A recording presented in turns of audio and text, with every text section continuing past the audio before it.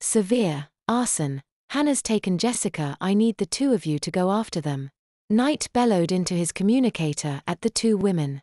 They left the infirmary heading west about 5 minutes ago, he said. The two women left the base and took to the sky, racing off in the direction Knight had seen Hannah leave in. Any chance we're gonna find them? Arson shouted to Severe, her body engulfed in flames as she flew alongside the albino telepath who was hovering alongside her in an Indian-style position. We have to try, Arson, Severe said with her telepathic voice. I sense Jessica's aura up ahead. It's very faint, but it's enough to follow, she said. The pair saw Hannah flying up ahead of them. Parting ways, they made a move to perform a pincer attack on the emerald-haired villain. Hannah smiled. She'd sensed a telepath following her, and now it appeared that she was going to have company soon. Better give them a proper welcome, she thought as she stopped her progression. A jet of flame came at her from her right. She put up a barrier of radiation and deflected it with ease. But while her attention was diverted, Severe grabbed Jessica with her telekinesis and brought the unconscious girl to her. Fire away, Severe mentally told Arson, and watched as a torrent of fire erupted into Hannah, blasting the woman backward into the side of a building. Arson jetted toward the building after Hannah, and veered out of the way of a radiation blast just before it could knock her from the sky. Have to do better than that, psycho, Arson taunted.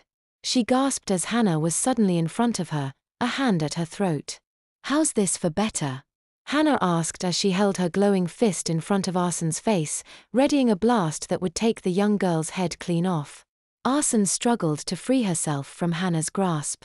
The teenage hero whimpered pitifully as she saw her imminent death at the hands of her foe. As her air supply cut off, her body lost its flaming shroud, and she was left powerless.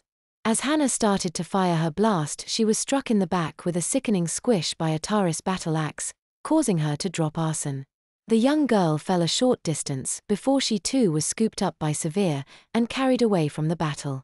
Maybe you step up from the minors and into the major league, Ataris said as Hannah turned toward him, his axe in her hand after pulling it from her back.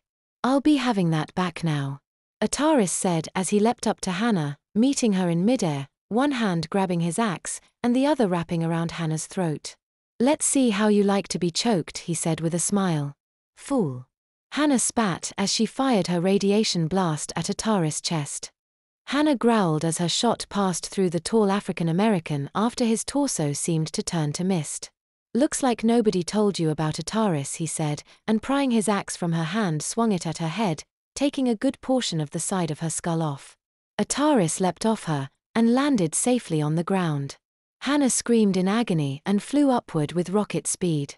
You'll all burn when Diapered returns, she shouted as she flew away.